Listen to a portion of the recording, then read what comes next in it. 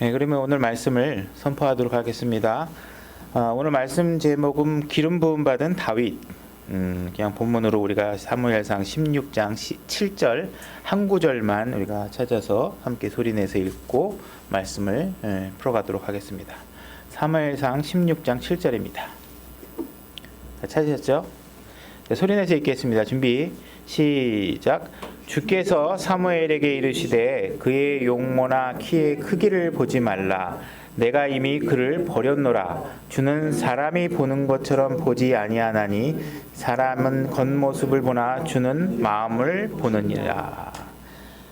지금 읽은 구절은 사무엘이 엘리압의 이세의 아들들이죠. 이세의 아들들에게 가서 하나님이 준비한 다음 왕이 있으니까 가서 찾아라, 보고 기름을 부어라 라고 얘기했을 때 가서 엘리압을 보고 나서 사무엘이 이 사람이 하나님이 택하신 사람인가 보다 라고 마음으로 무언가 생각하려 했을 때 하나님이 사무엘에게 주신 말씀입니다. 그래서 마음을 봐야지 겉모습을 보지 말아라 하는 이야기를 하고 있는 것입니다. 그래서 오늘 사무엘상 16장 말씀을 쭉 보면서 하나님께서 다윗에게 기름을 붓는 과정에서 어떤 일이 일어났었고 그 과정에서 우리에게 교훈으로 주고자 하는 말씀이 무엇인지, 다윗이라는 인물이 어떤 위치를 갖고 있는지 간략하게 오늘 살펴보려고 합니다.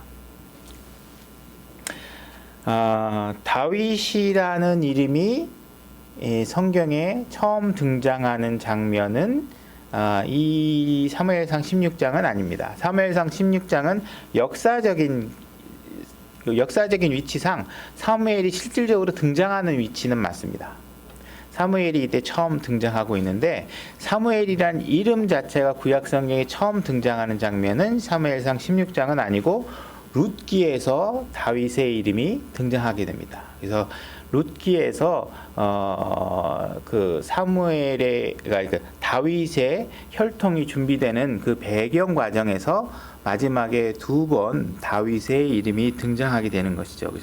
그래서 다윗의 이름이 처음 등장하는 곳은 룻기에서 먼저 등장하고 있다. 그 다윗의 이름이 먼저 등장하게 된 그런 배경이나 위치를 보게 되면 그만큼 다윗의 등장은 성경에서 굉장히 중요한 위치를 갖고 있다고 말할 수 있습니다. 우리가 신약을 들어오게 되면 다윗이라는 이름이 처음으로 등장하게 되는 것이 바로 1절인데 예수 그리스도의 이름을 제외하면 다윗의 이름이 사실 사람의 이름으로서는 신약 성경에 가장 처음 먼저 등장하는 이름이 됩니다. 마태복음 1장 1절로 가보겠습니다. 마태복음 1장 1절입니다. 제가 읽겠습니다. 아브라함의 자손이요 다윗의 자손이신 예수 그리스도의 세대에 대한 책이라. 자, 우리나라 말 번역은 지금 아브라함 이름이 먼저 나와 있고 다윗의 이름이 나와 있고 예수 그리스도의 이름이 세 번째로 나와 있는데요. 사실 영어 성경을 그대로 보게 되면 The Book of the Generation of Jesus Christ, 그래서 예수 그리스도의 세대에 관한 책이다. 그래서 예수 그리스도의 이름이 먼저 등장하게 됩니다. 그리고 이 예수 그리스도는 다윗의 자손이고 아브라함의 자손이다 해서 예수 그리스도의 이름이 제일 먼저 나오고 그 다음에 다윗의 이름이 나오고 아브라함의 이름이 등장하죠. 그래서 예수 그리스도를 특별하게 우리가 제외하게 되면 사람의 이름으로서는 다윗의 이름이 신약 성경 가장 처음을 장식하고 있는 이름이라고 볼 수 있습니다. 그 다음에 우리가 이 다윗의 이름은 이 성경의 가장 마지막 부분에도 등장하게 됩니다. 계시록 22장 16절로 가보겠습니다. 계시록 22장 16절입니다. 제가 읽겠습니다. 나 예수는 내 천사를 보내어 교회들 안에서 이것들을 너희에게 증언하게 하였노라. 나는 다윗의 뿌리요 후손이요 빛나는 새벽별이라 하시더라. 그래서 지금 다윗이라는 이름이 마태복음 신약성경 첫 장 첫 절에 이름이 등장하고 있고 계시록의 마지막 장의 마지막 부분에 가게 되면 이렇게 다윗의 이름이 곳곳에 등장하고 있죠. 그래서 거의 신구약을 합쳐서 다윗의 이름은 한 100여 번 정도 등장한다고 그래요. 그러니까 굉장히 다윗의 이름이 곳곳에 깔려 있는 것이죠. 그래서 다윗은 굉장히 특별한 위치를 가지고 있습니다. 성경에서. 다윗이 또 특별한 이유들은 보면 다윗이 살았던 다윗의 삶을 보게 되면 굉장히 나름대로 굴곡지기도 하고 또 우리가 봤을 때 매력적이기도 하고 우리가 그의 삶의 과정을 통해서 마지막 그가 차지한 왕의 위치까지 가는 과정을 보게 되면 그의 삶이 굉장히 매력적이다는 사실을 알게 됩니다. 그는 하나님의 백성을 다스리는 왕이 되었죠. 아주 어린 나이서부터 왕의 자리로 부름을 받았고 그가 하나님이 부르신 위치에까지 가기 위해서 그의 삶은 굉장히 드라마틱한 삶을 삽니다. 다윗은 또한 자기가 하나님의 백성을 다스리는 사람이지만 자기 자신이 결국은 하나님의 백성 중에 하나라는 사실 또한 잊지 않고 살아가는 사람입니다. 그의 삶을 보면 우리가 친근감을 느낄 수밖에 없는데 그는 우리가 갖고 있는 모든 결점들을 거의 다 갖고 있다시피 한 사람입니다. 그래서 하나님께서 인간이 갖고 있는 결점을 어떻게 다루시는지를 다윗의 삶을 통해서 성경에 기록해 놓으셔서 우리에게 많은 것들을 보고 배우도록 하신 것입니다. 그래서 다윗같이 완전하지 않은 사람, 다윗같이 흠 있는 사람, 결국 우리가 그의 삶을 보게 되면 우리와 비슷한 많은 사람들이 자기의 삶과 공통된 점을 발견하게 되고 우리가 그러한 어려움에 처해 있을 때 어떻게 우리가 바로잡힐 수 있고 하나님께서 그렇게 흠이 있는 사람들을 결국 어떻게 바로잡는지를 보고 우리가 반면교사가 되는 그런 역할로서 다윗을 사용하고 계시는 부분이 있다라는 것입니다. 다윗은 또한 시편의 글을 많이 기록한 시편의 저자입니다. 다윗이 그렇게 많은 시편을 기록할 수 있었던 것은 다윗이 그만큼의 굴곡진 삶을 살고 다양한 어떤 경험과 체험을 해서 어떤 우리 모두가 공감할 수 있는 삶의 어떤 통찰력들을 가지고 우리에게 그 해법과 자기의 경험을 시편이란 형식으로 시의 형식으로 우리에게 기록해서 자기의 경험을 경험을 통해서 해결받은 것들을 제공해주고 자기가 느꼈던 문제점들을 제공해주고 그래서 우리가 살면서 다윗처럼 낙담하고 어렵고 해답이 보이지 않는 삶의 그런 절망 가운데 있을 때 우리가 어떤 마음을 가질 수 있는지를 다윗이 자기의 시편을 통해서 많은 것들을 기록해 놓고 있는 것이죠. 그죠? 다윗에게 이런 경험이 없었다면 시편의 많은 분량들이 아마 줄어들 수도 있었을 것입니다. 그 다음에 다윗이 또한 중요하고 위대한 위치를 갖고 있는 것은 하나님께서 다윗을 통해서 다윗보다 위대한 한 사람을 이 역사 속에 등장시키기 위해서 다윗 속에 많은 그림자들을 숨겨놨기 때문에 그랬습니다. 다윗을 보게 되면 다윗은 베들레헴에 사무엘이 가서 왕으로 선택받은 사람입니다. 베들레헴에 살았던 사람이죠. 바로 예수 그리스도가 베들레헴에서 등장하시고 그분이 우리의 왕으로 이 땅에 오신 장면을 보게 되면 다윗의 모든 이야기들 속에 예수 그리스도의 이야기가 곳곳에 숨어 있다는 것을 알게 됩니다. 그래서 베들레헴에서 왕이 났고 그 베들레헴에서 난 왕은 하나님이 준비하신 왕입니다. 결국 우리에게도 하나님이 준비하신 왕이 베들레헴에서 태어날 것이고 그분은 의로 통치하실 것이고 우리의 왕이 되실 분이라는 사실들을 성경을 통해서 하나님께서 예수 그리스도의 그림자를 일관되게 보여주고 계신다는 것입니다.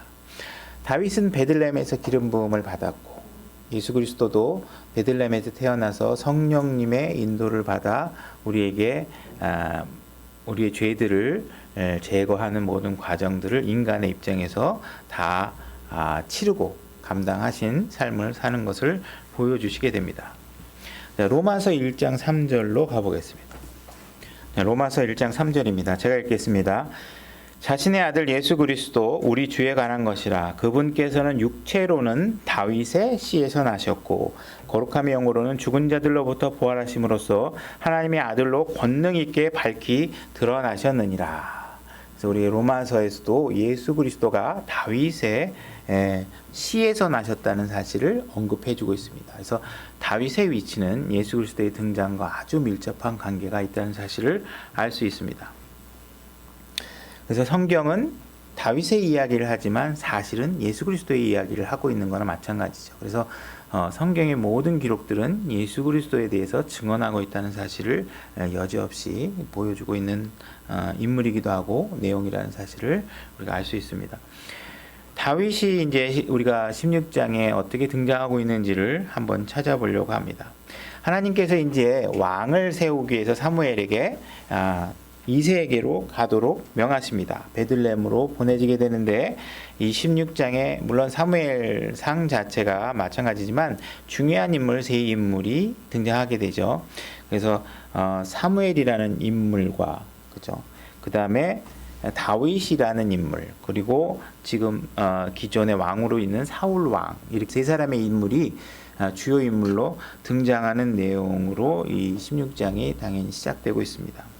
이 세 사람은 하나님의 뜻과 또 사무엘서의 주요 인물로서 등장하면서 서로 하나님의 어떤 사역들이 어떻게 드라마틱하게 연결되고 전개되는데 중요한 인물들로 등장하고 있습니다. 16장에서 사무엘이 보내져서 하나님의 일을 수행을 시키려고 하는 장면에서 이상하게 묘하게 사무엘과 하나님이 뭔가 손발이 잘 안 맞고 삐그덕 거리는 장면이 연출되게 됩니다. 우리는 사무엘 하면 우리가 생각하는 보통의 인간 이상임을 기대하게 되죠. 그죠? 그래서 사무엘은 굉장히 위대한 인물이다. 그죠? 굉장히 위대한 대언자고 하나님의 신실한 종이라는 사실을 우리가 그 이미지를 충분히 갖고 있습니다. 그죠? 이스라엘 역사에서 굉장히 중추적인 역할을 했던 사람이죠. 거의 사사기 시대를 지나서 거의 이스라엘 민족을 거의 통치하다시피 한 거의 왕의 위치에 있던 사람이고 이 사람을 통해서 왕의 제도가 시작되게 되는 사람입니다. 사무엘의 등장은 한나의 기도로서 아주 긴 분량의 페이지를 할당하고 사무엘의 등장을 전주곡부터 시작해서 등장하게 됩니다. 또한 사무엘은 자신의 이름을 딴 사무엘서 상하 두 권의 책을 갖고 있는 인물입니다. 근데 이 사무엘이 하나님과 묘하게 무언가 핀트가 안 맞는 장면이 연출됩니다. 우리가 앞에 사무엘이 어떤 사람이었는지 어떻게 기록하고 있는지 사무엘에 대해서 사무엘상 3장 19절로 한번 가보겠습니다. 지금 16장 위치는 그대로 항상 올 거니까 손가락을 끼워 놓으시고 사무엘상 3장 19절 제가 읽겠습니다. 사무엘이 자라매 주께서 그와 함께 하셔서 그의 말들 중 하나도 땅에 떨어지지 아니하게 하시니라. 단에서 브엘세바에 이르기까지 온 이스라엘이 사무엘은 주의 대언자로 세워진 줄을 알았더라. 이렇게 되어 있죠. 사무엘의 말은 하나도 헛되이 떨어지지 않았다고 되어 있고 그 말씀의 영향력의 범위가 단에서부터 브엘세바까지 이스라엘 땅 북쪽 끝에서 남쪽 끝까지 그의 영향력은 공고하게 세워져 있었던 것입니다. 하나님께서 그의 위치를 그렇게 세워놓으신 거죠. 인간의 의지로 되는 것이 아니라. 그래서 사무엘은 이렇게 이와 같이 하나님의 참된 종이고 하나님의 아주 역사적인 일들을 감당해야 될 중요한 어떤 역할을 하고 있고 큰 능력을 갖고 있는 대언자임에 분명합니다. 근데 이제 다윗을 다음 차기 왕을 고르기 위해 하나님의 명령을 수행하는 과정에서는 뭔가 이 사무엘이 믿음이 별로 없는 거 아니야? 좀 이상하네 하는 장면들이 연출된다는 것입니다. 그래서 이런 이유가 무엇일까? 이런 부분에 관해서 한번 우리가 찾아보려고 하는 것입니다. 이스라엘에게는 왜 사무엘이 머뭇거렸는지 그 내용의 배경을 설명하기 위해서 이 이전의 이야기는 바로 사무엘서의 이제 중요한 주제인 왕의 등장인데 이 왕에 관해서 백성들이 자기가 나도 왕을 갖고 싶다. 주변의 나라들을 보니까 다른 나라들이 멋지게 왕을 앞세워가지고 전쟁을 하는데 이 모습이 너무 보기 좋았고 그래서 저 사람들이 갖고 있는 것을 나도 좀 갖고 싶다. 이러한 욕구에 차게 됩니다. 그죠? 그래서 무언가 자꾸 주변에 무엇이 주변 사람들이 갖고 있는 것이 나도 갖고 싶어 하는 그런 마음의 자세들은 굉장히 바람직하진 않습니다. 그죠? 그래서 우리가 그런 것에 관해서 하나님께서 경고를 하고 있고 뭔가 자기 주변 사람들이 갖고 있으니까 나도 갖고 싶다 하는 마음의 그런 길을 따라가게 되면 좋지 않은 결과를 갖고 온다는 것을 사무엘서를 통해서도 알려주고 계십니다. 그래서 뭔가 이들이 왕을 갖고 싶어 했던 것들은 눈에 보이지 않는 참 하나님이 계시는데도 불구하고 뭔가 눈에 보는 왕을 탁 앞세워서 가고 있는 모습을 보니까 와, 우리도 저런 왕이 있다면 우리도 저 사람들처럼 강력한 무언가가 있지 않을까? 근데 그들에겐 실질적으로 진짜 강력한 하나님이 자기네들에게 있는데도 불구하고 그걸 무시하고 있는 것이죠. 그러니까 이들의 요구는 전적으로 자기 막한 마음에서 나오는 것이지, 우리가 항상 마음의 동기를 살필 때 어떻게 하셔야 돼요? 이거 하나님이 원하시는 일일까? 하나님은 이 일을 어떻게 생각하실까? 이 부분에 대해서는 전혀 생각이 없는 것이죠. 분명히 하나님께서 내가 이런 요구할 때, 야, 네가 지금 인간 왕, 똑같은 죄인의 왕 하나를 더 갖는 것이 진짜 이 세상의 창조자인 나를 왕으로 갖는 것보다 무엇이 더 우월하다고 너희가 그런 생각을 하느냐? 너 지금 제정신이 맞느냐? 이런 입장의 생각을 갖고 있을 텐데, 사람들은 자꾸 눈에 보이는 것에 빨려들어서 진짜 하나님이 눈에 보이지 않는 참 하나님에 대한 소중함과 그의 권능과 그의 능력을 의심하고 뭔가 별거 아닌 것처럼 생각하고 이렇게 생각한다는 것이죠. 이런 악한 생각을 인간이 갖고 있는데 하나님께서 우리 같았으면 가만 안 놔둘 것 같은데, 그냥 박살을 낼 것 같은데, 하나님은 어떻게 하시나요? 그런 죄들을 그냥 수용하십니다. 하나님께서 우리에게 자유의지를 주셨고, 우리가 모든 일에 대해서 우리가 선택하는 문제에 대해서 일일이 다 하나님이 강제하지 않으시죠. 그래서 우리 하나님께서는 이들이 선택한 것들을 그대로 수용해 주십니다. 그러면서 대신에 분명히 너희가 알아야 될 것이 있다. 그래서 왕을 갖게 되면 너희들에게 어떤 어려움이 있을 것인지에 대해서 경고를 해 주십니다. 우리가 대부분 다 알고 계시겠지만 한번 확인해 볼 거예요. 사무엘상 8장 10절로 가보겠습니다. 자, 읽겠습니다. 10절. 사무엘이 자기에게 왕을 요구한 백성에게 주의 모든 말씀을 고하여 이르되 너희를 통치할 왕에 관한 규범이 이러하니라. 그가 너희 아들들을 취하여 그들을 자기와 자기의 병거들을 위해 지정하고 또 자기의 기병으로 삼으리니 몇 사람은 그의 병거들 앞에서 달려가리라. 또 그가 너희 딸들을 취하여 과자 만드는 자와 요리하는 자와 빵 굽는 자로 삼으리라. 너희가 왕이 생기게 되면 이와 같이 그 왕을 위해서 너희들이 엄청나게 수고를 해야 되고 노예 생활이다시피 하는 것들을 하게 될 것이다, 이런 얘기를 하고 있는 거죠. 사실 이런 경고들이 주어졌을 때 백성들은 빨리 자기 자신을 깨닫고 돌아서야 되는데 이게 안 되는 거죠. 16절로 가보겠습니다. 8장 16절. 또 너희 남종과 여종과 가장 아름다운 청년과 나귀들을 취하여 자기 일을 하게 하며 너희 양의 10분의 1을 취하리니 너희가 그의 종이 되리라. 그날에 너희가 너희를 위해 택한 너희 왕으로 인하여 너희가 부르짖을 터이니 주께서 그날에 너희 말을 듣지 아니하시리라 하시니라. 자, 결정은 여러분들이 알아서 하지만 그 결과가 하나님이 용납하는 결과를 허락하냐, 그건 아니라는 것입니다. 그래서 뭔가 우리가 하나님이 내가 하는 일을 그대로 놔둔다 그래서 하나님이 이 길을 원하시는 건가 봐, 이렇게 착각하지만 성경의 모든 기준은 기록된 말씀이지 여러분들에게 용납된 그때그때 환경이 아니라는 사실을 착각하시면 안 됩니다. 그죠? 여러분들이 뭔가 예배도 빠지고 뭔가 잘 안 하고 하나님 말씀대로 안 하고 했는데 내 삶에 변화가 없어. 뭐 특별하게 하나님이 혼낼 것 같은데 혼내지도 않아. 하나님이 용납하시나 보다. 그 결과가 여러분들이 책임져야 되는 것입니다. 그 결과까지 하나님께서 쓰다듬어 주지 않으신다는 사실을 아셔야 되는 것입니다. 우리는 분명히 하나님께서 이와 같이 너희들이 이런 선택을 하면 이런 결과가 올 것이다 라는 사실에 대해서 경고를 다 충분히 해주십니다. 그죠? 그런데도 불구하고 우리가 그 말씀대로 살지 않으면 어떠한 처참한 결과가 오는지를 이 과정을 통해서 우리가 알아야 된다는 거죠. 지금도 마찬가지라는 거죠. 분명히 하나님께서 너 이렇게 해야 돼, 이렇게 해야 돼, 이런 말씀대로 살아, 뭐 이런 식으로 많은 것들을 교훈을 주지만 꼭 그렇게 해야 돼. 일단 내가 급한 게 먼저고, 내가 보기에 멋진 게 먼저인데 그거 먼저 하고 봐야지, 뭐 이런 식으로 여러분들이 하나님의 말씀을 소홀히 대하면 어떻게 돼요? 대가를 치르게 될 것이다. 그때 울부짖으면 하나님이 못 들은 척 할 것이다. 그래 괜찮아, 이렇게 안 하신다. 분명히 그 대가가 어떤 방식으로든 치르게 되게 하실 거라는 것입니다. 그죠? 이와 같은 요구에 따라서 하나님께서는 결국은 이들에게 왕을 세워주게 되는데 사무엘상 10장 1절로 가보겠습니다. 10장 1절 제가 읽겠습니다. 그때 사무엘이 기름 한 병을 취하여 그의 머리에 붓고, 자, 사무엘이 기름 한 병을 취해서 갑니다. 그죠? 기름을 병에다 담았다는 사실을 이따가 또 한번 설명할 건데 한번 주지하시고 넘어가시기 바랍니다. 한 병을 취하여 그의 머리에 붓고 그에게 입을 맞추며 이르되 그것은 주께서 내게 기름을 부으사 자신의 상속 백성을 다스릴 대장으로 삼으셨기 때문이 아니냐. 그러므로 이제 너희가 택하고 너희가 바라던 왕을 보라. 자, 사울이라는 왕은 너희들이 택하고 너희들이 원했던 왕이다. 이렇게 얘기를 하고 있습니다. 그래서 니들이 원했던 왕을 내가 주는 거다. 보라. 주께서 너희를 다스릴 왕을 세우셨느니라. 이렇게 얘기했습니다. 자, 이들이 원했던 왕.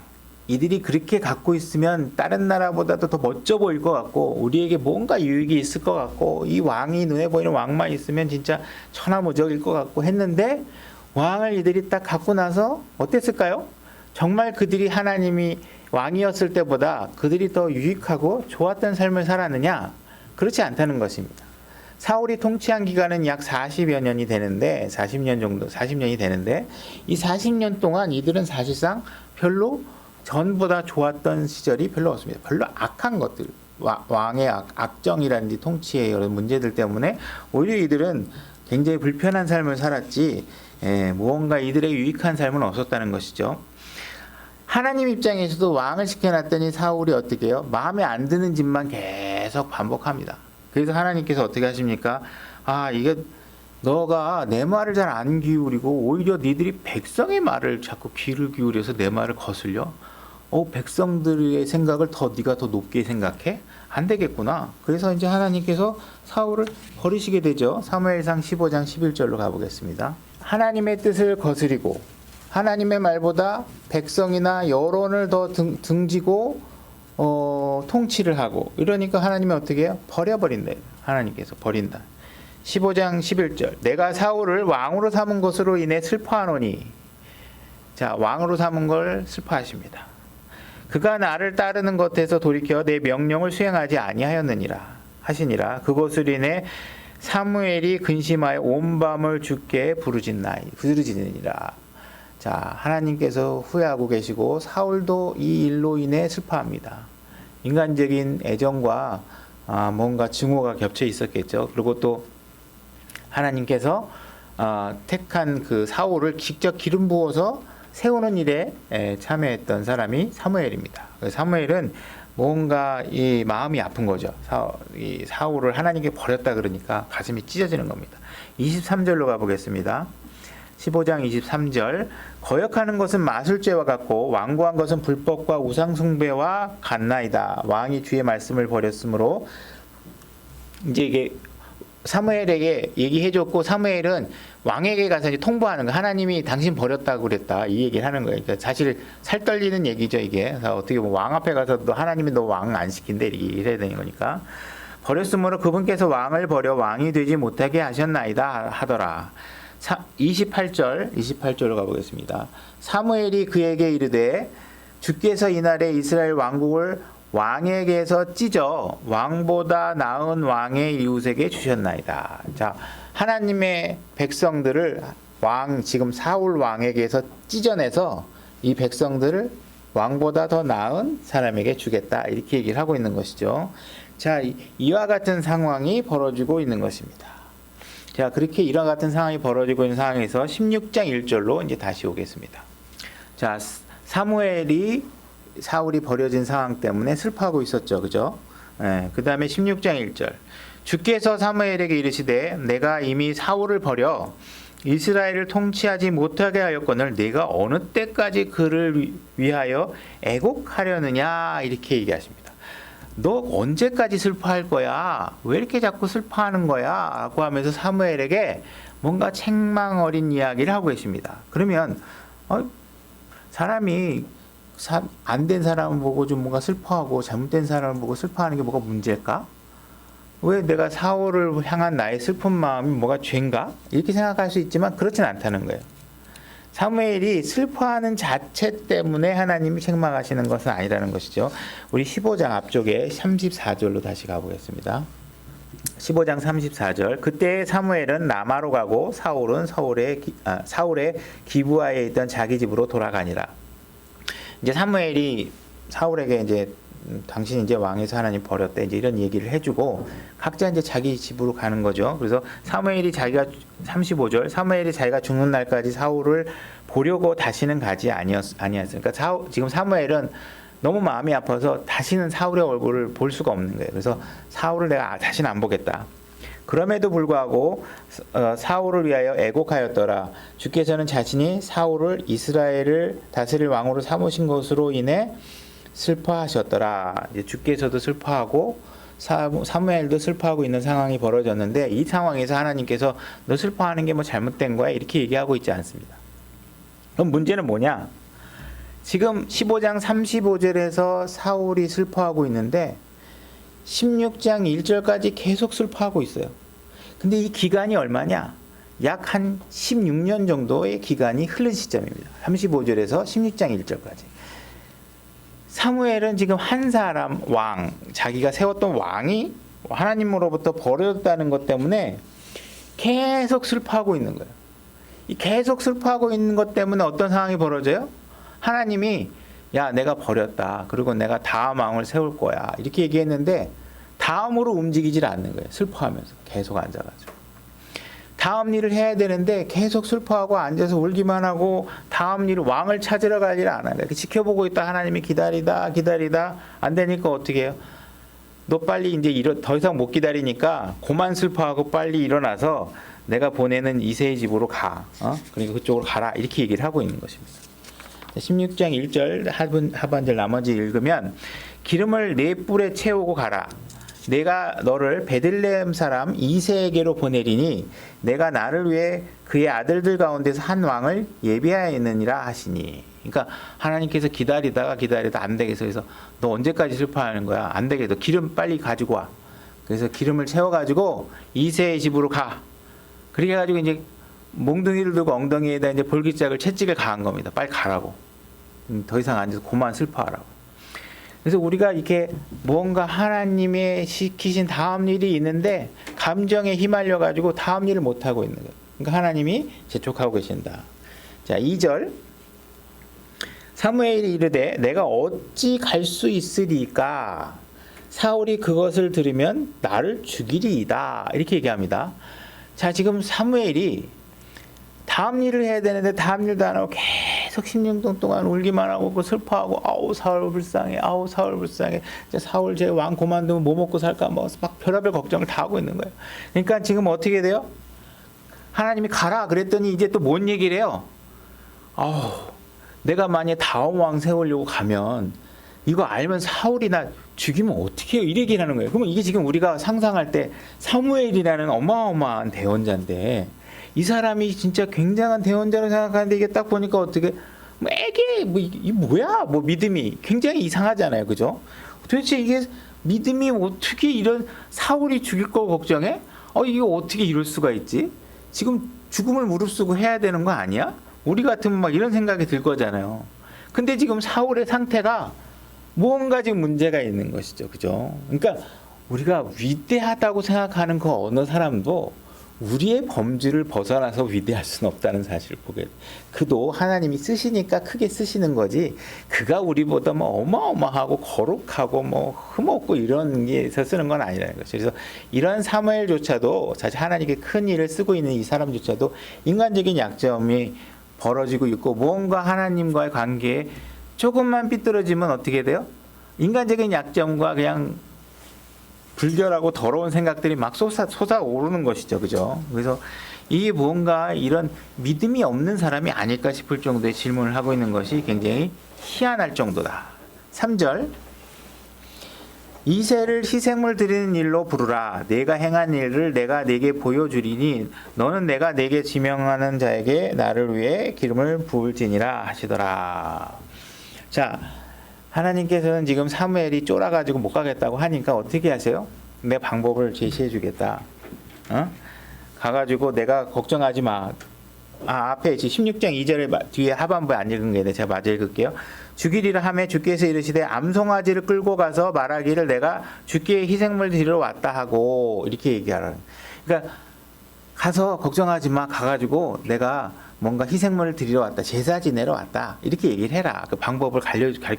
근데 이렇게 하고 가면 되니까 걱정하지 말고 가. 이렇게 해서 막 겁이 나가지고 뭔가 두려워하고 있는 사무엘에게 하나님께서 솔루션을 제공해 주시는 거죠. 그래서 이렇게 하면 되니까 그래서 이제 가게 만드는 거예요. 하나님은 지금 시간 테이블이 있는데 얘가 잘 안 움직이니까 지금 다 알려주는 거죠. 어떻게 하면 겁을 안 먹고 이 문제 해결할 수 있다고 알려주는 것입니다. 그래서 기름을 부으러 가라 이렇게 얘기하는 것입니다. 지금 사무엘은 지금 하나님의 큰 대언자인데도 불구하고 머뭇머뭇거리고 뭔가 어쩔 줄 몰라 하고 뭔가 우리 같은 어린애가 할 수 있는 신앙의 초보자는 할 수 있는 생각들에 매몰돼서 뭔가 일을 못하고 있는 거죠. 하나님이 그래서 우쭈쭈쭈쭈 해가지고 가자고 얘기하는 것입니다. 응? 근데 이제 가가지고 또 이제 이세의 집을 찾아가서 또 뭔가 핀트가 안 맞는 일들이 이제 벌어지게 됩니다. 4절로 가보겠습니다. 그래서 일단은 내가 책임질 테니까 가서 빨리 다음 왕에게 기름을 부어라 이렇게 지금 하고 4절로 가는 겁니다. 사무엘이 주께서 말씀하신 바를 행하여 베들레헴의 이름에 그 고을의 장로들이 그가 오는 것을 보고 떨며 이르되 당신이 평화롭게 오시나이까 하니 사무엘이 갑자기 그 지역에 실권을 갖고 있는 왕 다음에 거의 뭐 제2인자라 할 수 있는 사람이 와가지고 갑자기 마을에 들리니까 떠오른 거죠. 그래서 무슨 잘못해서 오셨습니까? 그러니까 아니다. 내가 좋은 일로 왔다. 그가 이르되 평화롭게 오느니라. 내가 주께 희생물을 드리러 왔은즉 너희 자신을 거룩히 구별하고 나와 함께 희생물을 드리러 가자 하고는 그가 이새와 그의 아들들을 거룩히 구별하고 그들을 희생물 드린 일에 부르니라. 자, 그래서 이제 드디어 하나님이 시키신 대로 가서 내가 희생물을 드리러 왔다. 그래서 이새의 가족에게 간 것입니다. 그래서 가족들을 불러라 이렇게 얘기한 겁니다. 그죠? 너희 가족들을 다 불러서 희생물을 드리는데 참여하도록 해라. 그래서 딱 오는데 그들이 오매 그가 엘리압을 보고 이르기를 자 아들들이 쭉 오는데 사무엘이 엘리압을 딱 본 겁니다. 엘리압을 보고 이르기를 주의 기름 부음 받을 자가 참으로 그분 앞에 있도다 하였느니라. 자, 사무엘이 딱 오는데 사무엘이 있는데 쭉 사람들이 오다가 엘리압을 하나 딱 봤는데 눈에 번쩍 띄는 거예요. 뭐 때문에 번쩍 띄었을까요? 뭔가 장동건 같은 얼굴을 했거나 뭐 이런 사람이 하나 나타난 거예요. 그죠? 그러니까 눈에 빡 띄어가지고 하나님께서 준비한 사람이구나 뿅 간 거죠. 그죠? 그래서 와, 이 사람이다 이렇게 해가지고 지금 엘리압 앞에 뭔가 기름을 부으려고 막 하는 거예요. 그러니까 지금 사무엘은 어떤 상태예요? 지금 마음이 온전하게 주님에게 붙들려져 있는 것이 아니라 뭔가 자기 생각들이 지금 앞서고 있는 거예요. 자기 눈으로 보고 판단한 것이 막 앞서고 있고 하나님이 판단하는 것보다 무언가 앞서가려고 하고 있는 것이죠. 그죠? 우리는 하나님께서 무언가 미션을 주셨으면 하나님이 저건가 긴가민가 하게 하지 않으신다는 걸 보면 알게 돼요. 하나님이 때가 되면 쟤야 딱 알려주시는 거예요. 저 사람이야 이렇게 알려주세요. 근데 이 사람은 지금 어떻게 하고 있어요? 뭔가 자기의 감과 촉을 다 발동해가지고 딱 봤는데 그냥 멋있으니까 간 거죠. 그죠? 그러니까 이런 상황이 되면 어떻게 되는 거예요? 지금 사무엘이 하나님 마음을 지금 잘 못 읽고 있구나. 뭔가 하나님의 생각을 못 읽고 핀트를 못 맞추고 있고 신중하지 못하고 있고 마음은 조급하고 있고 뭔가 지금 하나님 일을 하러 왔는데 생각이 지금 어딘가 붕 떠가지고 하나님에게 딱 고정되어 있지 못한 상태인 거예요. 그죠? 그래서 이 사무엘이 이렇게 중요한 사람이 위대한 사람이 생각이 굉장히 흐트러져 있고 외모 하나에 모든 생각이 빨려 들어가서 그 판단이 왜곡되는 장면을 보게 됩니다. 사무엘이 이 정도면 우리도 그럴 수 있다는 거예요. 그죠? 뭔가 우리가 사람을 외모로 보고 판단하는 일에 조심해야 되겠죠. 그죠? 그래서 이렇게 가만 놔두다가 안 되겠어요. 가만 놔뒀다가 지금 막 기름통 들어다가 지금 막 다 불판이야. 그래서 하나님이 개입하십니다. 7절. 주께서 사무엘에게 이르시되 그의 용모나 키의 크기를 보지 말라. 내가 이미 그를 버려놓으라. 엘리압 내가 버렸다. 왜 자꾸 보고 눈이 자꾸 글로 빨려가냐 하지 말아라. 주는 사람이 보는 것처럼 보지 아니하나니 사람은 겉모습을 보나 주는 마음을 보느니라. 이렇게 얘기하고 있죠. 하나님은 지금 마음을 보고 자기 마음에 흡족한 한 사람이 어딘가 있다. 그 사람을 찾아라. 근데 사무엘은 지금 외모가 잘나고 학벌이 좋고 멋있어 보이고 뭔가 딱 앞에 세워놓으면 뽀대 날 것 같은 사람을 찾는 거죠.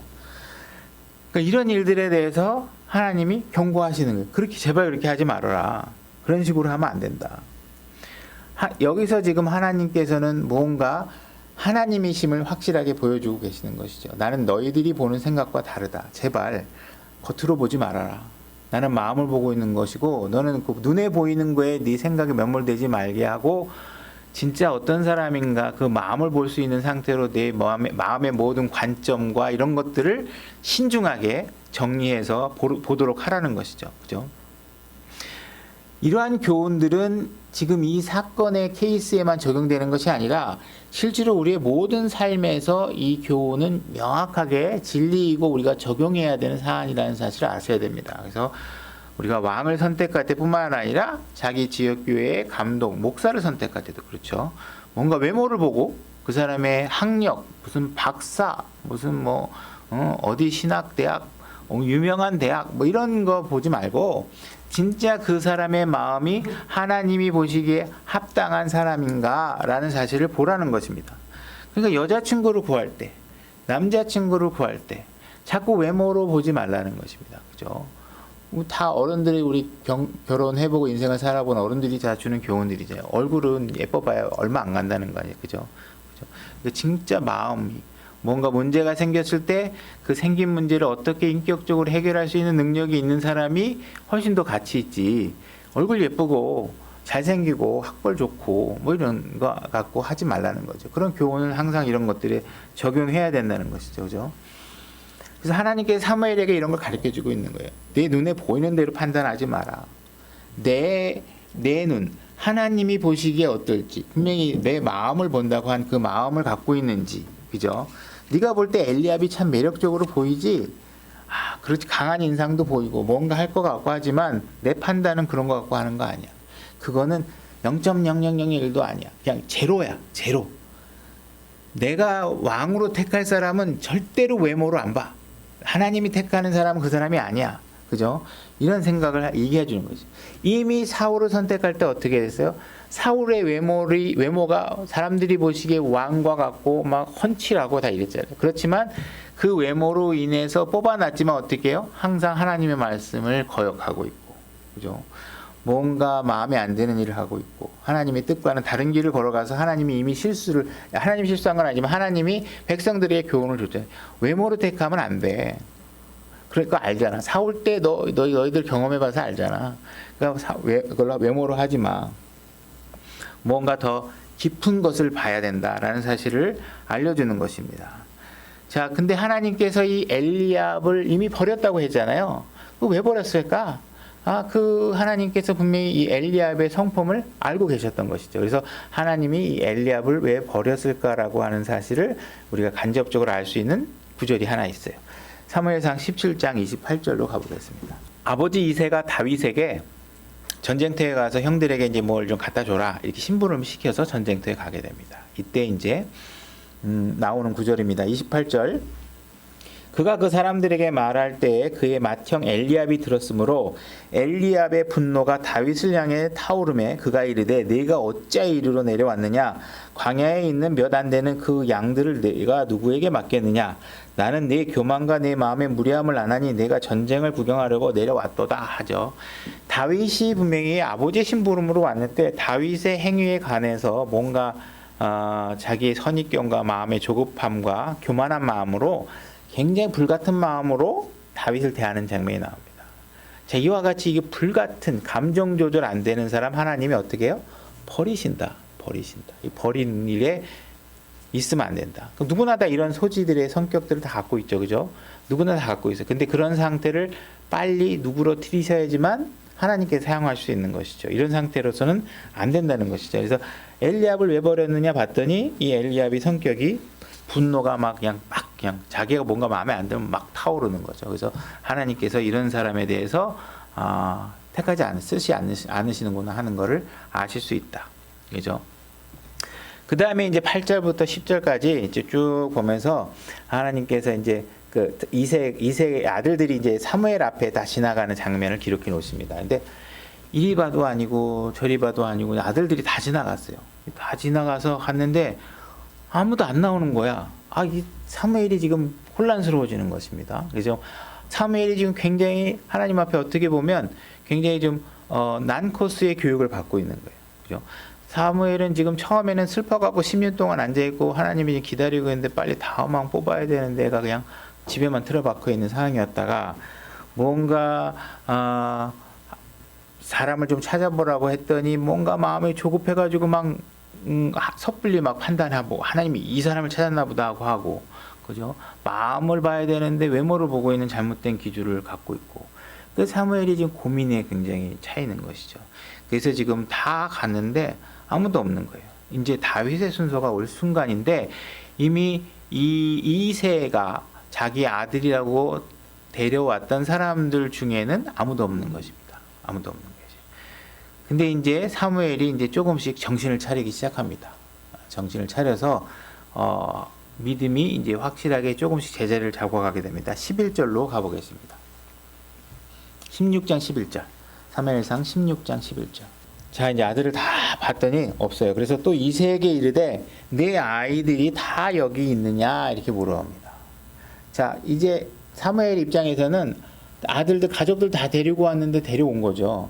만약에 우리가 하나님을 신뢰하지 않았으면 어떻게 생각이 들 수 있냐면 하나님 뭐 잘못하셨나? 아들들 다 봤는데 이게 왜 없지? 다시 알았어. 일단 작전상 후퇴. 딱 그래 뒤로 가가지고 하나님 없는데요? 이렇게 할 수도 있잖아요. 우리가 뭐 일을 시키면 그렇게 하는 사람들이 있잖아요. 그죠? 시켰는데 끝까지 뭔가 확인해 보지 않고 자기 선입견에 가서 그냥 일을 마무리하고 오는 거예요. 근데 사무엘은 이제 믿음이 되돌아와서 확실한 믿음이 있는 거예요. 하나님이 시켰다면 분명히 있을 텐데 왜 없지? 그러니까 그 분명히 있는 믿음 아래서 생각을 고정시키면 어떻게 돼요? 솔루션이 이제 나오는 거예요. 그죠? 분명히 하나님이 있다고 그랬는데 없어. 그러면 다시 물어보는 거예요. 너 아들 다 온 거야? 이게 물어보는 거예요. 그죠? 분명히 다 왔어. 그러니까 어떻게 해요? 아이가 하나 더 있다는 사실을 알게 됩니다. 그죠? 이렇게 끝까지 주님의 말씀 앞에 붙들려 있지 않으면 어떻게 돼요? 자기 생각으로 접고 오면 일이 안 되는 거죠. 그죠? 주님의 말씀에 딱 붙어 있으면 하나님을 확실히 신뢰하면 이제 하나님의 말씀은 거짓일 수 없다라는 사실을 보면 한 단계가 더 보이는 거예요. 그죠? 있느냐 하니 그가 이르되 아직 막내가 남아 있는데 보소서 그가 양을 지키는 자이나이다. 자, 이 다윗은 양을 지키는 사람입니다. 하매 사무엘이 이새에게 이르되 사람을 보내어 그를 데려오라. 그가 여기에 오기 전까지 우리가 앉지 아니하리라. 자, 어떻게 이제 배수진을까지 치는 거예요. 분명 하나님의 아들 이새의 아들 중에 분명히 있다 그랬는데 그럴 리가 없지. 데리고 와라. 나 그 사람 분명히 나 이제 너희 하나님이 미션 주신 이 내용 안에서 내가 답을 못 찾으면 안 가겠다고 이제 배수진 치는 거죠. 그죠? 내가 분명히 확실하게 분명히 하나님은 거짓말하시는 분이 아니야. 이 말이 안 되잖아. 분명히 있을 거야. 이렇게 해서 찾아가지고 다 이렇게 기다리고 있는 상황이 되는 것이죠. 이제 사무엘이 믿음의 근거지나 뿌리가 정확하게 붙들려가기 시작하는 것입니다. 그래서 이제 이 아이들을 데리고 와라. 그랬을 때 지금 계속 지금 나머지 아들들은 하나님 보시기에 어때요? 마음이 하나님 보시기에 합당하지 않은 사람들이에요. 그죠? 마음이 합당한 사람이 하나가 있는 거죠. 그죠? 우리가 이렇게 자녀들을 갖고 있는 부모들은 자녀들에 대해서 특별한 부담과 어떤 마음들이 분명히 있게 됩니다. 그죠? 그래서 그리스도인 신앙을 하고 있는 부모들은 자녀들이 하나님 마음에 합당하게 되도록 가르치는 일이 큰 숙제 중에 하나죠. 그죠? 신앙을 하고 있는 부모들 입장에서 내 아이들이 하나님을 향한 마음이 바로 세워지길 원하고 있는 것이죠. 그죠? 그렇게 대한 숙제를 갖고 있는데 이러한 자녀들을 갖고 있는 어머니, 아버지의 삶이 자녀들 앞에서의 삶이 중요한 것은 무엇이냐 하면 그리스도인으로서의 나의 신앙적인 삶이 이 자녀들에게 영향을 미치고 있다는 사실이에요. 그죠? 내가 자녀들 앞에 사는 이 삶은 내가 그리스도인으로서의 삶이 입증되느냐 입증되지 않느냐에 대한 시험장 중에 가장 대표적인 시험장 중에 하나라는 것입니다. 그죠? 자녀들이 엄마 아버지를 봤는데 뭔가 하나님 아버지를 믿고 신앙을 한다고 하는데 내가 보니까 말로는 다 하는데 실질적으로 삶이 드러나지 않아. 아이들은 냉정하게 다 봅니다. 그죠?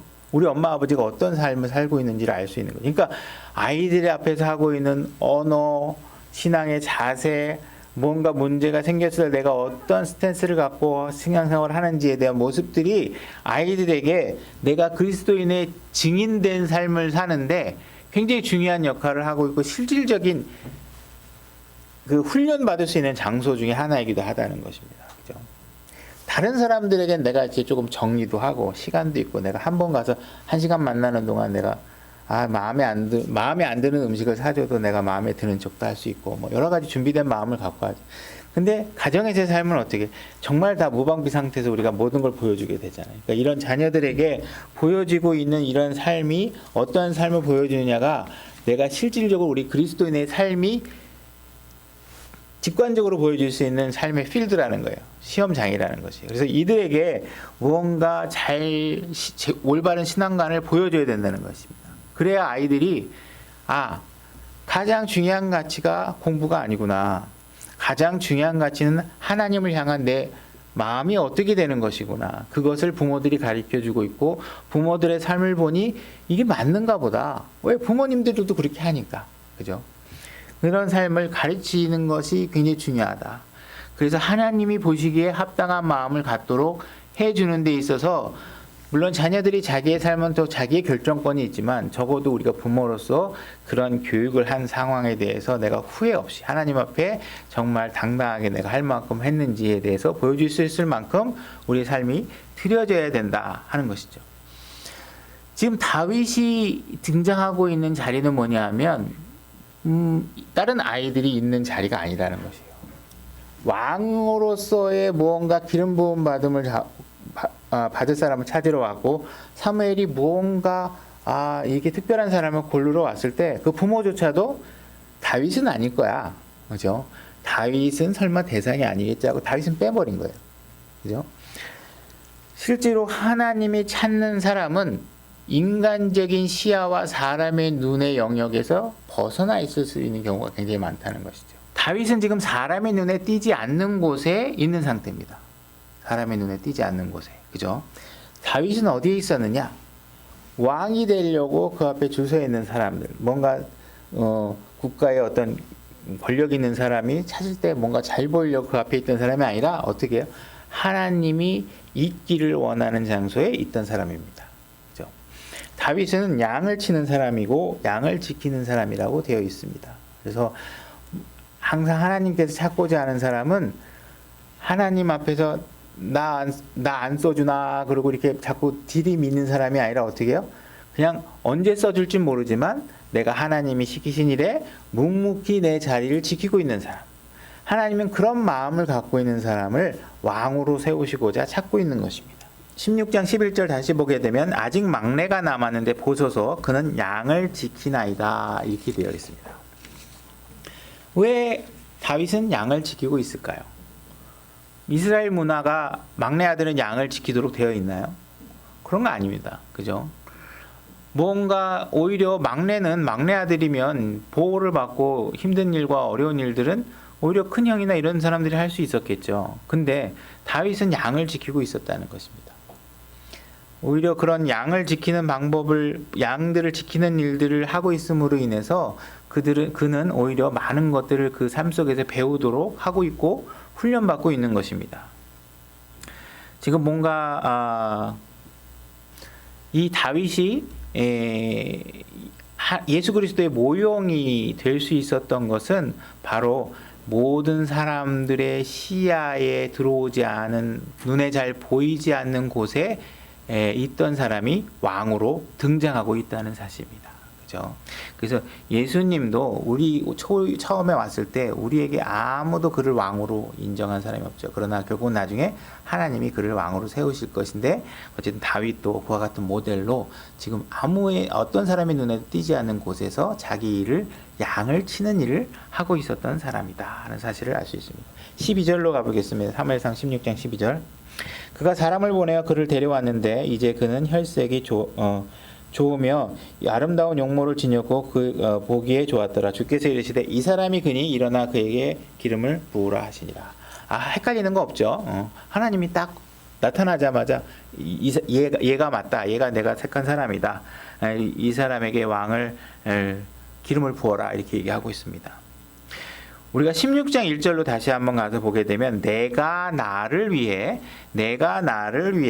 그의 아들들 가운데 한 왕을 예비하느니라. 자, 사무엘에게 왕을 고르러 가라고 했을 때 하나님 뭐라고 했냐면 내가 나를 위해 한 왕을 준비해놨다 이렇게 얘기하고 있습니다. 신앙관계상 찾아보진 않겠지만 창세기에 이와 같은 이야기가 똑같은 모형대로 기술된 부분이 있습니다. 번제 헌물로 쓸 이삭을 데리고 갔을 때 번제 헌물로 쓸 그 제물이 어디 있냐 이렇게 대화하는 과정에서 번제 헌물로 쓸 어린 양은 하나님께서 자신을 위하여 준비하셨다 이렇게 얘기하고 있습니다. 하나님께서 세우고자 하는 왕은 하나님께서 준비하시는 것입니다. 사람이 준비하는 것이 아니고 사람이 요구해서 세워지는 것이 아니라는 것이죠. 창세기에서 나온 우리의 모든 인류를 구원하시고자 하는 그 어린 양도 하나님께서 준비하신 것이고 이 다윗과 같은 왕도 하나님께서 내가 준비하고 있다라고 얘기하고 있는 것입니다. 이렇게 하나님께서 준비하고 있는 왕에 대해서 인간이 개입할 여지는 하나도 없는 것입니다. 그래서 우리 눈으로 봤을 때 뭔가 좋다, 얘인가 보다 하고 헷갈려하는 게 아니라 하나님이 분명히 이 사람이다 하고 지목해서 답을 명확하게 주죠. 그래서 우리 눈에 뭔가 관과되고 있었던 사람들 중에서 하나님께서 왕을 준비하고 계시고 이것은 우리 의견과 우리의 노력과 우리의 개입이 전혀 되지 않는 상황에서 하나님께서 한 왕을 준비하고 있었다. 13절로 가보겠습니다. 사무엘상 16장 13절. 이에 사무엘이 기름불을 취하여 그의 형제들 가운데 그에게 기름을 부으니 그날 이후로 주의 영께서 다윗에게 임하시니라. 이에 사무엘이 일어나서 라마로 가니라. 자, 다윗에게 기름을 부을 때 어디에 담아서 가져갔냐면 뿔에 담아 가져갔습니다. 시간 관계상 아까 찾아봤으니까 넘어갈게요. 아까 사울에게 기름 부을 때는 어디다 담아갔죠? 병에다 담아갔습니다. 그죠? 이 병이 오늘날 우리가 쓴 유리병을 얘기하는 건 아니고 그 당시에 이제 토기로 만든 병이겠죠. 토기로 만든 그릇, 토기 그릇일 텐데, 자, 병은 어떤가요? 깨지기 쉽죠. 뿔은 어떤가요? 깨지지 않습니다. 짐승의 뿔을 쓰는 건. 자, 하나님께서 지금 사울에게는 병에 담아서 기름을 붓고 다윗에게는 뿔에 담아서 기름을 부은 그 의미의 차이는 하나님께서는 이미 그 기름 부을 당시에만 해도 하나님은 다 아신 것이죠. 사울은 깨질 그릇이다. 분명히 이는 내 말을 거역할 왕이다. 이들은 백성을 괴롭히고 백성을 배신할 왕이다. 다윗은 내가 세우는 왕이고 이 왕은 결코 깨어지지 않고 그 자리는 결코 무너지지 않고 영원히 세워질 왕의 자리다 라는 사실을 하나님께서 그의 기름을 담는 그릇을 구분해서 그 메시지 안에 담겨놓고 있다는 것입니다. 다윗은 많은 다른 직업을 가질 수 있었지만 다윗은 양을 치는 사람이었습니다. 양을 지키는 사람입니다. 하나님께서 왕에게 요구하고 있는 자세가 있는데 그것은 바로 자신이 목자라는 자세를 유지해지기를 원하고 계시는 것이죠. 그래서 하나님께서는 왕이지만 결국은 왕은 자기 백성을 양으로 보고 양들에게 먹이를 먹이듯이 그 자기 백성들을 양을 돌보듯이 돌보기를 원하고 있는 것입니다. 이사야서 40장 41절만 한 절만 읽으게 10절하고 11절 다 못 읽을 것 같고 나중에 필요하신 분 10절부터 10절은 하나님께서 강한 손을 갖고 계시다는 것을 언급해주고 있고 11절에서는 그분께서는 목자같이 자기 양떼를 먹이시고 어린 양들을 자기 팔로 모아 품에 안아 옮기시며 그것들과 함께 어미들을 부드럽게 인도하시니라. 그래서 하나님께서는 강력한 왕이시기도 하지만 자기의 백성들을 양으로 대하고 계시는 분이십니다. 그래서 우리 인간 왕에게도 하나님께서는 양을 돌보는 목자의 자세를 갖고 있도록 요구하고 계십니다. 근데 하나님께서는 이 목자에게 양을 돌보는 것 이상의 것을 요구하고 계십니다. 그래서 하나님께서 돌보는 것 이상의 요구를 충족하고 계시는 목자가 한 분 계십니다. 우리 스가랴서 13장 7절로 가보겠습니다.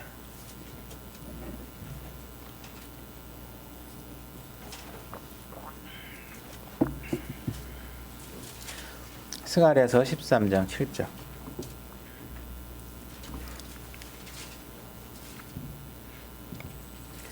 스가랴서 13장 7절 제가 읽겠습니다. 만군의 주가 말하노라 오카라 깨어서 내 목자 곧 내 동료인 그 남자를 치라. 목자를 치라. 그리하면 양들이 흩어지리니 내가 내 손을 돌이켜 작은 자들 위에 두리라. 하나님께서는 목자가 자기 양을 돌볼 뿐만 아니라 자기의 양들을 위해서 자기 목숨을 내어주기까지 하는 목자를 요구하고 있고, 이러한 요구에 합당한 분이 바로 예수 그리스도시죠. 그죠?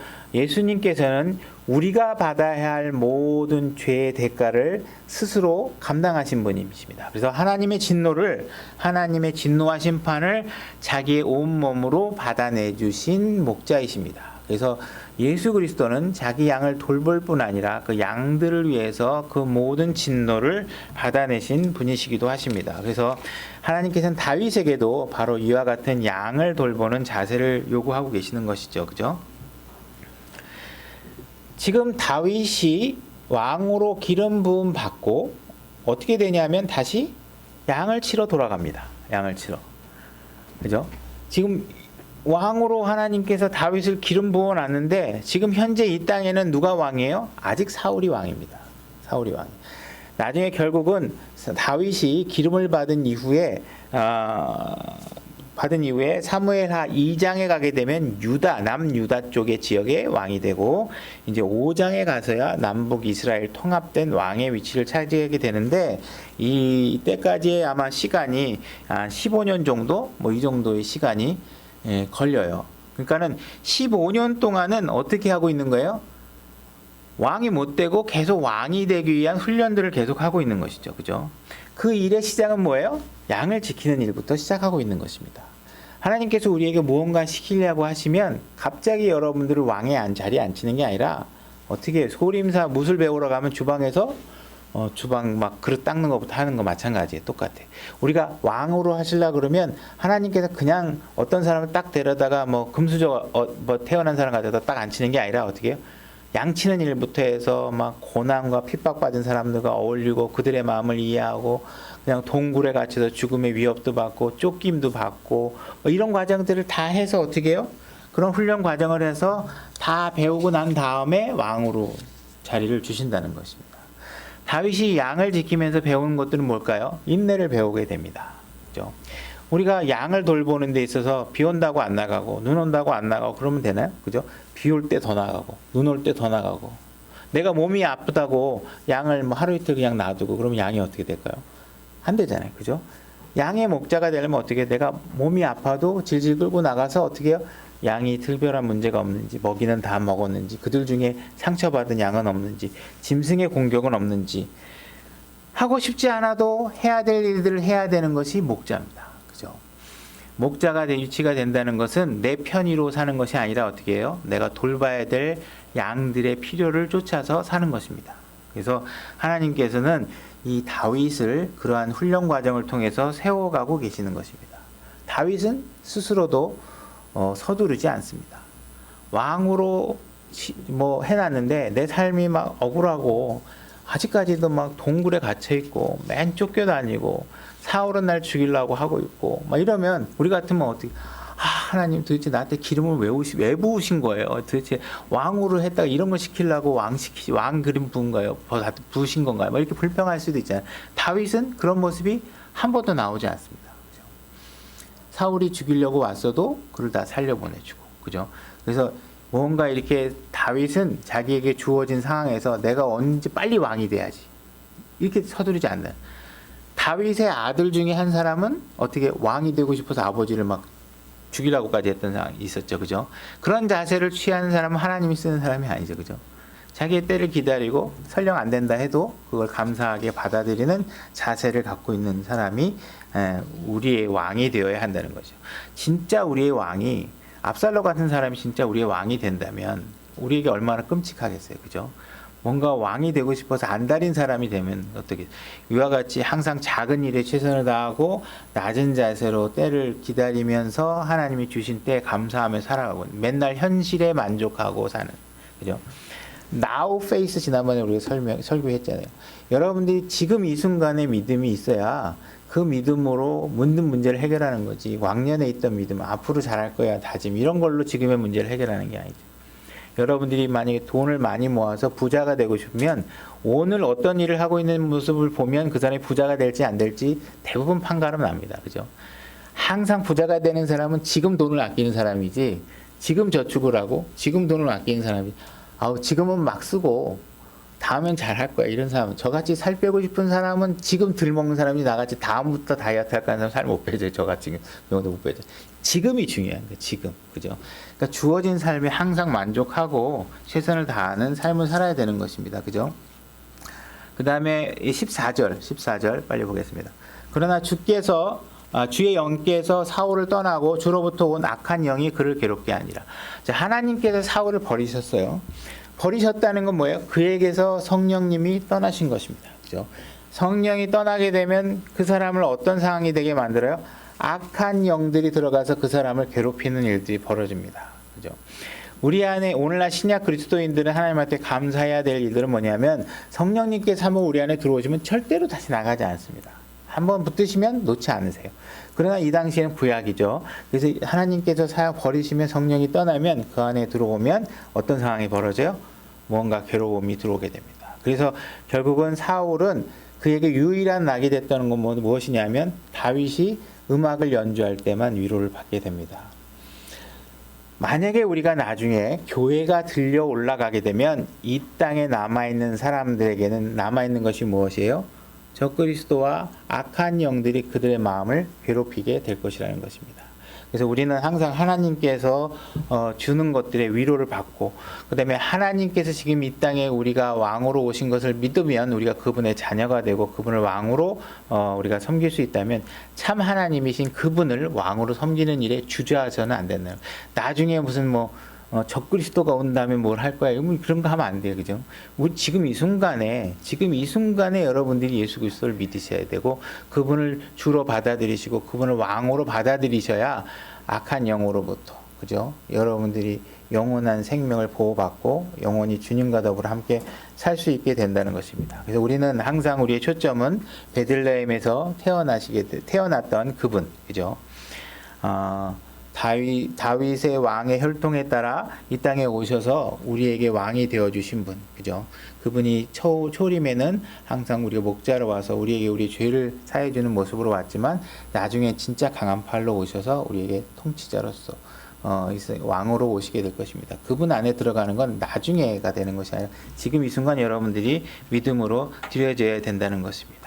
그래서 그분 안에 들어오시기를 권면드립니다. 설교 여기서 마치겠습니다. 제가 기도하겠습니다.